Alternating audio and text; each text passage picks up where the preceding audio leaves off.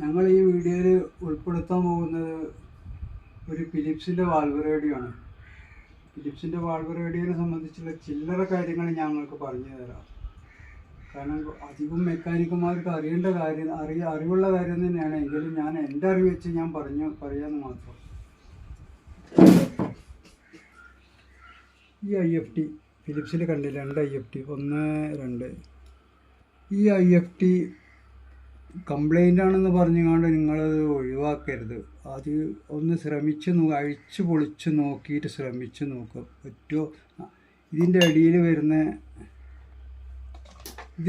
വരുന്ന ഈ PF condenser ഈ PF കണ്ടൻസർ ഷോർട്ട് വരലുണ്ട്. ഈ PF കണ്ടൻസർ അത് കോയിലും കണ്ടില്ലേ, ഇത് ഷോർട്ട് വരലുണ്ട്.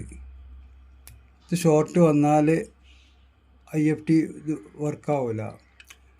അപ്പോൾ ഇത് ഷോർട്ടാണോ നോക്കാം നിങ്ങൾ. ഞാൻ ഈ പൊളിച്ച മാതിരി നിങ്ങൾ പൊളിക്കരുത്, അതേമാതിരി പൊളിക്കരുത്. ഇവിടെ ഡ്രൈ സോൾഡിങ് വയർ ഇട്ടിട്ട് സോൾഡിങ് തന്നെ ലെഡ് നീക്കിയിട്ട് പതുക്കെ മുട്ട് സൂചി കൊണ്ട് വല്ലത് അകത്തിയിട്ട് ഈ പിന്നുങ്ങൾക്ക് പുറത്തെടുക്കാം. ഇത് ഇവിടെയാണ് വരുന്നത്. അപ്പോൾ എന്നിട്ട് ഈ പിന്നും കൊണ്ട് നിങ്ങൾ ടെസ്റ്റ് ചെയ്താൽ മതി. ഇത് മീറ്ററിൽ പിന്നെ മീറ്ററിൻ്റെ കാര്യം പറയുമ്പോൾ സാധാ മീറ്റർ പറ്റൂല. അതിന് ഒരു 20 മെഗയെങ്കിലും 1 മെഗിൻ്റെ ടോളറൻസ് അളക്കുന്ന മീറ്റർ വേണം. അതിനെ ഇത് ഈ ഷോർട്ട് കണ്ടെത്താൻ കഴിയുള്ളൂ. ഈ ഷോർട്ട് കുറഞ്ഞ ഷോർട്ട് വന്നാൽ മതി. കുറഞ്ഞ ഷോർട്ട് ഒന്ന് അനങ്ങിയാൽ മതി. ഒന്ന് പതുക്കെ സൂചി ഒന്ന് അനങ്ങിയാൽ മതി. അത് ഷോർട്ടണാക്കാൻ ഈ PF കണ്ടൻസർ കംപ്ലൈൻ്റ് ആണ്. പിന്നെ ഇത് ഈ IFTയിൽ ഒരു വൈൻഡിങ് ഇവിടെയും ഒരു വൈൻഡിങ് ഇവിടെയാണ്. പിന്നെ ഇതിൻ്റെ അടിയിൽ വരുന്ന 2 പിന്ന് അത് കാലിയാണ്. അത് അവർ കമ്പനി കാലി കൊടുത്തിട്ട് എന്താ വെച്ചാൽ ഇതിൻ്റെ ഈ PF കണ്ടൻസർ മറ്റേ സെറാമിക് കണ്ടൻസർ ഇത് റെസിസ്റ്റൻസൊക്കെ കണക്ഷൻ കൊടുക്കാൻ കണക്ഷൻ കൊടുക്കാൻ വേണ്ടി സൗകര്യത്തിന് വേണ്ടിയിട്ടാണ് കാലി ഇട്ടേക്കുന്നത്. ഇത് രണ്ടും കാലിയാണ്. ഇത് കാലി, ഇതും കാലിയാണ്.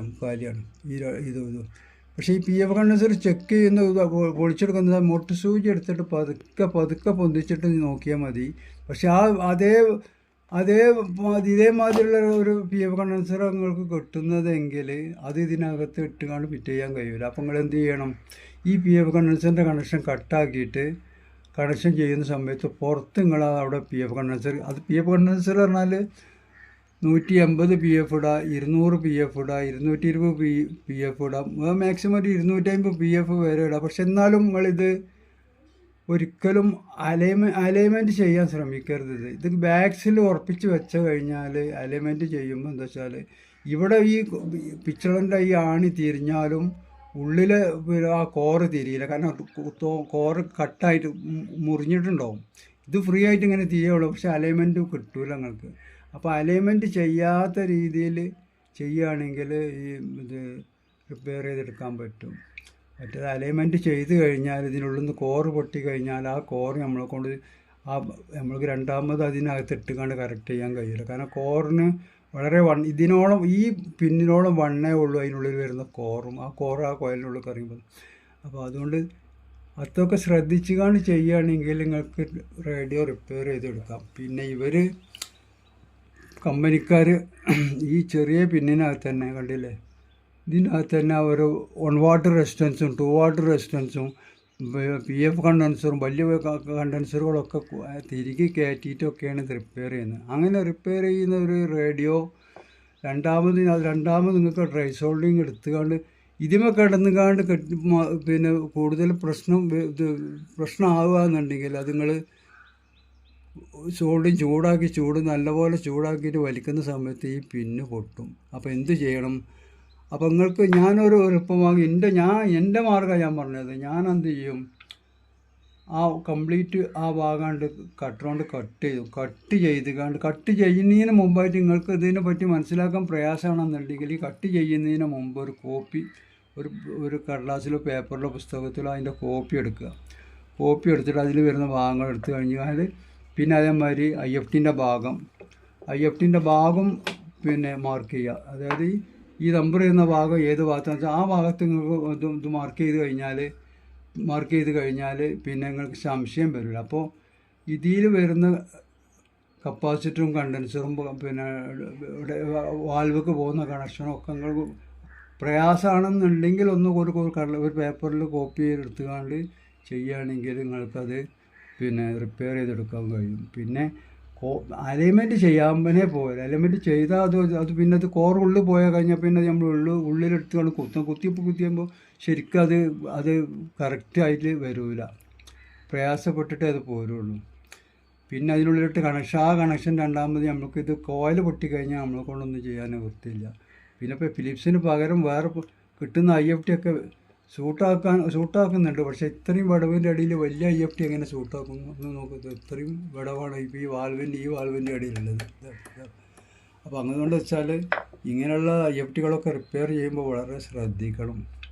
പിന്നെ PF കണ്ടൻസർ ഷോർട്ട് വരുന്നു എന്ന് പറഞ്ഞാൽ PF കണ്ടൻസർ ഇതിപ്പോൾ ആ PF കണ്ടൻസർ അല്ല, വേറൊരു PF കണ്ടൻസർ ഞങ്ങൾക്ക് കാണിച്ചു തരാം. ഇതിപ്പോൾ ഇത് കണ്ടില്ല, ഇതിപ്പോൾ 400 PFൻ്റെ കണ്ടൻസർ കണ്ടത് ഷോർട്ട് കണ്ടില്ലേ? ഇത് കാണും, കണ്ടില്ലേ?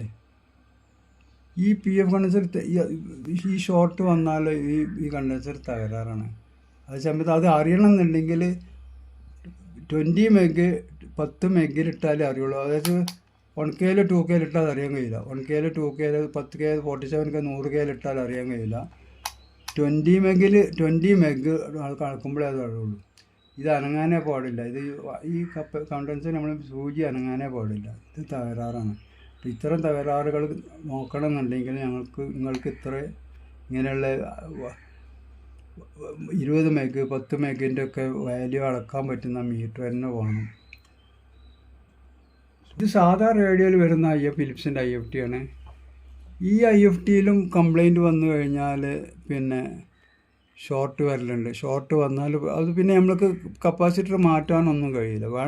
നിങ്ങൾക്ക് വേണമെങ്കിൽ സംശയം ഉണ്ടെന്നുണ്ടെങ്കിൽ ആ കപ്പാസിറ്റർ പൊട്ടിച്ചിട്ട് അതിൻ്റെ നടുവിൽ വരുന്ന കപ്പാസിറ്ററാണ് പൊട്ടിച്ചിട്ട് വേണമെങ്കിൽ പുറത്ത് കപ്പാസിറ്റർ അങ്ങനെ വർക്കാക്കാൻ കഴിയും. അല്ലാതെ പിന്നെ ഇതിനുള്ളിൽ ഈ സൈസ് കപ്പാസിറ്റർ ഇതിനകത്തിട്ട് സോൾവ് ചെയ്യാൻ കഴിയില്ല. 1 മെഗിൻ്റെ പിന്നെ മീറ്ററാണിത്. ഈ 1 മെഗിൻ്റെ മീറ്റർ കൊണ്ട് ഈ വാൽവ് റേഡിയോ റിപ്പയർ ചെയ്യാൻ കഴിയില്ല. പിന്നെ മൾട്ടിമീറ്റർ ആണെങ്കിലും നിങ്ങൾ ഒരു 20 മെഗെങ്കിലും കിട്ടുന്ന രീതിയിൽ ചെയ്യണം.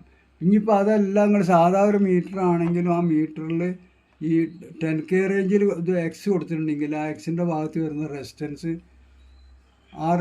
ഓപ്പൺ ചെയ്താലും ചിലപ്പോൾ ടോളറൻസ് ഇത് ഷോർട്ട് ആണെങ്കിൽ മനസ്സിലാക്കാൻ കഴിയും. ആ സമയത്ത് ഇതിൻ്റെ അളവ് ഓരോ റെസിസ്റ്റൻസിൻ്റെയും കപ്പാസിറ്റിൻ്റെ അളവ് കിട്ടില്ല. ഇതിപ്പോൾ ഈ മീറ്റർ ഇതുവരെ ഏകദേശം 20 വർഷം 25 വർഷമായി. പക്ഷേ ഇത് ഒരുപാട് വീഴ്ചയും ഒരുപാട് തകർച്ചയൊക്കെ വന്നതാണ്. എന്നിട്ടും ഞാനത് ഇന്ന് ഉപയോഗിച്ച് പോരുന്നുണ്ട്. ഇത്രയും കാര്യങ്ങളാണ് എനിക്ക് ഈ റേഡിയോനെ പറ്റി പറയാനുള്ളത്. റെസിസ്റ്റൻസ് ഒക്കെ അളക്കണമെന്നുണ്ടെങ്കിൽ ഇപ്പോൾ ഈ മീറ്ററിലെ റെസിസ്റ്റൻസിൻ്റെ കറക്റ്റ് കിട്ടൂല.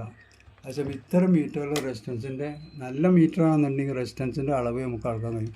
ഇതിലിപ്പോൾ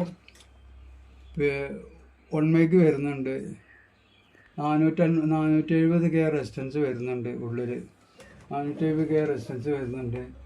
പിന്നെ 500K വരുന്നുണ്ട്, 1 മെഗ് വരുന്നുണ്ട്, 10 മെഗ് വരുന്നുണ്ട്, 20 മെഗ് വരുന്നത്. ആ 20 മെഗൊക്കെ അളക്കണമെന്നുണ്ടെങ്കിൽ ഈ മീറ്റർ പറ്റില്ല. അപ്പോൾ ഈ മീറ്റർ ഇങ്ങനെയുള്ള മീറ്റർ കൊണ്ടേ അളക്കാൻ കഴിയുള്ളൂ. അപ്പോൾ ഇത്രയും കാര്യങ്ങളാണ് ഞങ്ങൾക്ക് ഈ റേഡിയോനെ പറ്റി പറയാനുള്ളത്.